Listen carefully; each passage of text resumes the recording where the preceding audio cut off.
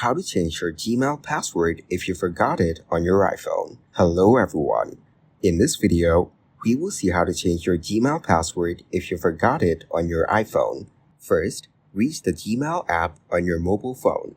Then tap on your profile shown at the top. Now, go to the Manage Your Google Account option.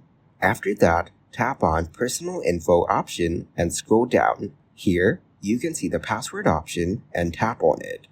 Then tap on Forgot Password and choose how you want to sign in. For demonstration, I've selected my Gmail account for recovery. Now, you have to enter the code that has been sent to you. Thank you guys for watching this video. Hope you got some value. Make sure to like the video and subscribe to the channel to get notified of new videos. See you in the next one.